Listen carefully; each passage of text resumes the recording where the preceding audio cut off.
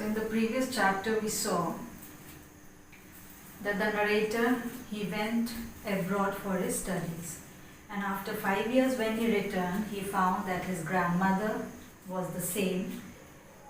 She did not grow a bit older, and she came to fetch him on the railway station. She did not speak a word, but she hugged him, she took him in his arms, and then also he heard her reciting the prayers. And it was the first day when he had come. On the same very day, in the afternoon, she started feeding the birds, the sparrows, and very peacefully and calmly, happily she was feeding them. And in the evening, there was a big change in her. She collected all the women of her neighborhood, took an old drum and started beating it and singing loudly the homecoming of the warriors, because she was very much happy that her grandson has returned from abroad. And that time it was the first day that he came to know that she wasn't praying. And they tried to stop her from overstraining, but she did not listen. She kept on singing and beating the drum. The next morning, she became ill. The doctor came, he checked her, and he told them that she has a mild fever and it will be okay. She'll be alright very soon. So people in the house, they were very much happy.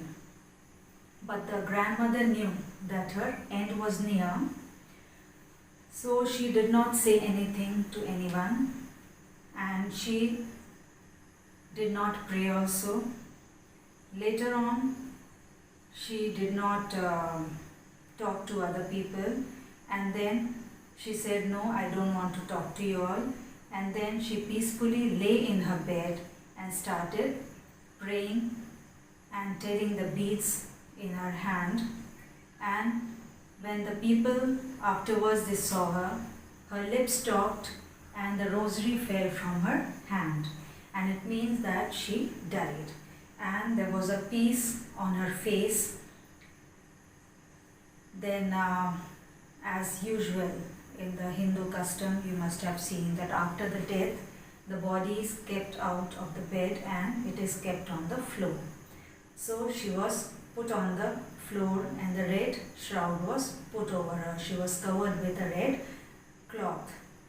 Then people sat around her for few hours mourning, and then they went out and started preparing for the cremation of the body. And when they brought in the bamboo inside to take her away, they saw the room was lit by the sunlight. It was looking golden in color, and they could see thousands of sparrows sitting around her body without making any sound.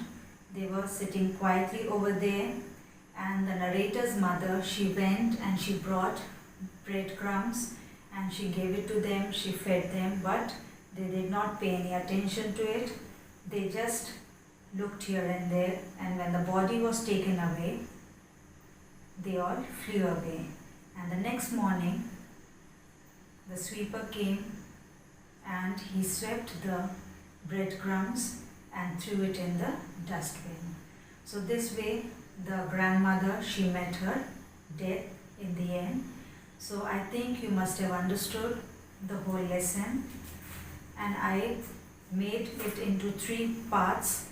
First was the life in the village, second the life in the city, and the third part was the end of the grandmother. So that was the conclusion of the lesson, and then very soon I'll be giving you the notes, and all of you note it down and try to learn it. And in the next class we will be reading the poem of this book only, the Hornbill, and the poem is a photograph. This is also a very short poem, and you are very much aware of the photographs and all. So you just read it and then I'll be explaining you. So, good day.